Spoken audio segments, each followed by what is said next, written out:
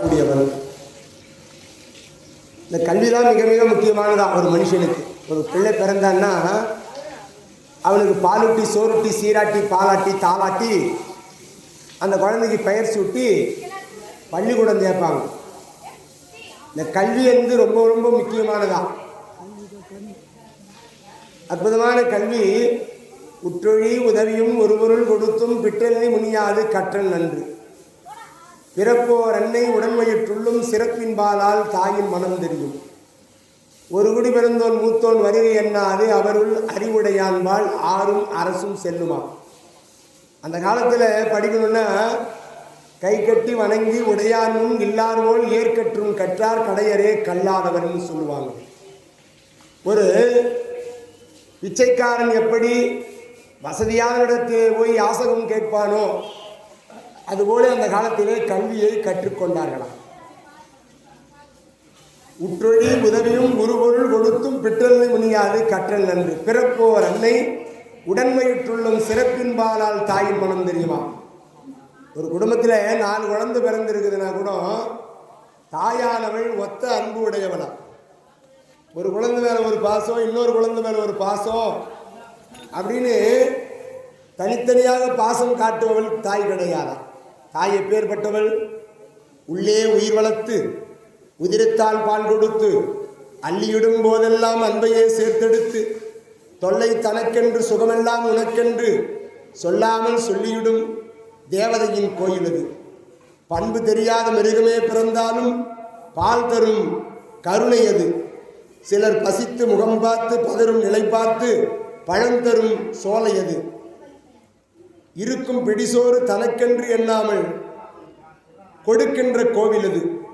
இருக்கும் பிடிசோறு தனக்கென்று எண்ணாமல் கொடுக்கின்ற கோவில் அது.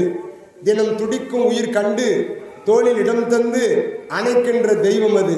அது தூய்மை, அது நேர்மை, அது வாய்மை, அதன் பேர்தான் தாய்மை. உலகத்திலே சிறந்தது தாய்மை, உலகத்திலே சிறந்தது தாய் தெய்வம். இந்த பெண் தெய்வம்தான் உலகத்திலே சிறந்தவள். அதை ஒப்புக்கொள்ளாதவர்கள் இவ்வுலகில் எத்தனையோ பேர் இருக்கிறார்கள். அதை ஒப்புக்கொண்டு வாழ்பவர்கள் நலம் பெற்று சுகம் பெற்று வாழ்கிறார்கள். அப்படி இந்த கல்வி ஞானத்தை தரக்கூடிய சரஸ்வதி தேவனுடைய அம்சமாக இந்த பிராமி என்று சொல்லும்படியான அம்பாள் நமது திருத்தலத்திலே நமது ராணிப்பேட்டை மாவட்டம் அரக்கோணம் வட்டம் அம்மனூர் அபை நகரிலே குடிகொண்டு எழுந்தொழி அல்பாவிக்கின்ற ஸ்ரீ சுயம்பு கங்கை பொன்னியம்மன் ஆலயத்திலே சப்த மாதர்களுக்கு சிறப்பான சிலை வடித்து இந்த அம்பாள் 7 மாதர்களாக இங்கு காட்சி தருகிறார். அற்புதமான முறையிலே முதல் தெய்வமாக சரஸ்வதி அம்சமாக பிறந்த தோன்றிய இந்த பிராமி என்று சொல்லும்படியான அம்பாள் சரஸ்வதி அம்சமா கல்வி ஞானத்தை கொடுப்பவள். தாய் ஒத்த அன்பு உடையவளா. எல்லா பிள்ளைங்க மேலேயும் அன்பு ஒன்றாக காட்டுவாளாம். ஒரு பிள்ளை மேலே அன்பையும் ஒரு பிள்ளை மேலேயும் வெறுப்பையும் காட்ட மாட்டாளாம். தாய் ஒத்த அன்புடைய தாயாகப்பட்டவள் கூட ஒரு பிள்ளை நல்லா படிக்குதுன்னா அந்த பிள்ளை மேலே அன்பு அதிகமாக செலுத்துவாள். அதான் கல்வி. கல்விக்கு அவ்வளோ பெருமை. ஒருவர் நன்கு படித்திருந்தாலும் தாழ்ந்தவனாக இருந்தாலும் உயர்ந்தவனாக இருந்தாலும் கூட அவங்ககிட்ட தான் வந்து கல்வி படிக்கணுமா. அப்படி கல்விக்கு மேன்மை. கடலுலகில் உற்ற பொருள்களில் நன்மை தரும் கல்வி நிலைபெற்ற பொருளாம். கணனினால் உருகாது புனலினால் கரையாது கல்வரால் திருடனாது திடமான ராசாதி ராசரால் தீண்டு சிதைக்குணாது செயல்மிக்க மாதரால் சேதமாகாது செலவிடீர் குறைவுறாது அடமிது சகோதரிக்கு இடமது கொடுக்காது கல்வி. இந்த கல்வியை நெருப்பில் இருக்க முடியாது. கல்வியை நெருப்பில் இருக்க முடியாது. தண்ணீரிலே கரைக்க முடியாது. திருடன் வந்து திருடிக்கொள்ள முடியாது. கல்வியை இந்த நாட்டுக்கு அரசனானாலும் கல்வியை ஒன்றும் செய்ய முடியாது. கல்வியை யாராலும் ஒன்றும் செய்ய முடியாது. விளைமிக்க மாதரால் கூட கல்வியை சிரித்து பார்க்க முடியாது. ஒரு வீட்டில் பாகப்பிரிவினை பண்ணுறாங்க. பாகப்பிரிவினை நடக்குது. மாடு கண்ணு வாய்க்கா வரப்பு அத்தனையும் பிரிக்கிறான். எல்லாவற்றையும் பிரிக்கிறான். முதல்ல பிரிக்கிற பொழுது பங்காளிகள் ஒரு சொத்து பிரிக்கிறாங்க. முதல்ல பிரிக்கிறது என்னடான்னா தாய் தந்தையை பிரிக்கிறான். அட நாற்காலி கூட பிரிச்சுக்கிறான்பா. இந்த நாற்காலின்னு ஏன் பேர் வந்ததுன்னா 4 கால் இருக்கிறதால அதுக்கு நாற்காலின்னு பேர். அதை கூட 4க்கு ஒரு காலாக புட்டு எடுத்துன்னு போயிடுறாங்க. பங்காளிகள் இல்லையா, பங்குக்காக வந்தவர்கள். அதை கூட முதல்ல பிரிப்பது பார்த்தீங்கன்னா தாயாரையும் தந்தையும் பிரிக்கிறார்கள். என்ன கொடுமை பாருங்க, இந்த உலகத்தில் தான் நடக்குது இந்த மாதிரிலாம். இதை கண்டுபிடித்திருக்கிறான் பாருங்க. அப்பாவுக்கு 1 மாதம் நீ சாப்பாடு போடுற, அம்மாவுக்கு 1 மாதம் நான் சாப்பாடு போடுறேன் அப்படின்னு தாயையும் தந்தையும் பிரிக்கிற ஒரு கொடுமை. இவையெல்லாம் நாம் கண்டிப்பாக யோசிக்க வேண்டும், சிந்தித்து பார்க்க வேண்டுமா? தாயாரை தந்தையாரை பிரிக்கணுமா? என்ன கொடுமை இது! ஒரு வீட்டுக்குள் நுழைந்து பார்த்தால் வாயிற்படியிலே சிறப்பான வீட்டு கேட்டு முன்புறத்திலே அன்னை இல்லம் என்று எழுதியிருக்கிறான். ஆஹா, தாயின் மீது எவ்வளவு பற்று பாத்தியா இவனுக்குன்னு அவன் வீட்டுக்குள்ளே நுழைந்து அவனிடத்தை பேச தொடங்கினேன். எங்கப்பா உங்க அம்மான்னு கேட்டேன். எங்கள் அம்மா முதியோர் இல்லத்தில் இருக்கிறாங்கண்ணா. அட பாவி, பெருமையாக சொல்கிறான், முதியோர் இல்லத்தில் இருக்கிறாங்களாம். வீட்டுக்கு அன்னை இல்லைன்னு பெயர் வைத்தவள் எங்கள் அம்மா முதியோர் இல்லத்தில் இருக்கிறாங்கன்றான். எப்படிப்பட்ட நிலைமை பாருங்க. ஆனால் கல்வியை பிரிக்க முடியாதான் இந்த உலகத்தில். அண்ணங்காரன் படிக்கல, தம்பிக்காரன் எம்ஏ படிச்சுக்கிறான். டேய், பிரிக்கின்ற பொழுது எல்லாம் ஒன்று தாண்டா, நீ எம்ஏ எனக்கு கொடுத்துட்டு நீ ஏன் வச்சுக்கிட்டான்னு பிரிக்க முடியுமா?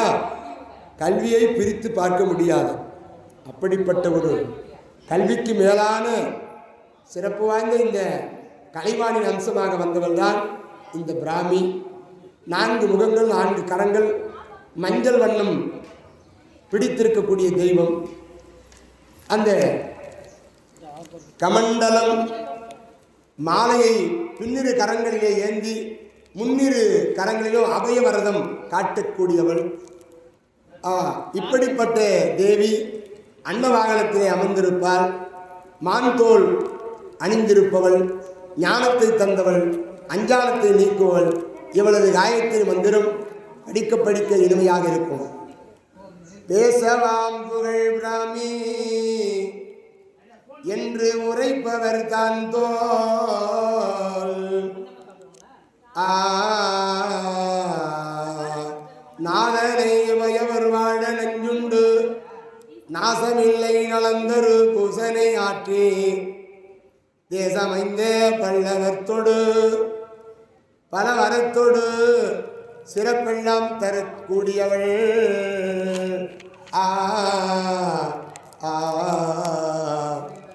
பிரம்மன் சக்தியிலே பிரம்மியாய் வந்தவளே, கலைச்செல்வம் தந்தவளே, கலைஞான சரஸ்வதியே, அகிலம் போற்றுகின்ற சரஸ்வதி தாயவளே.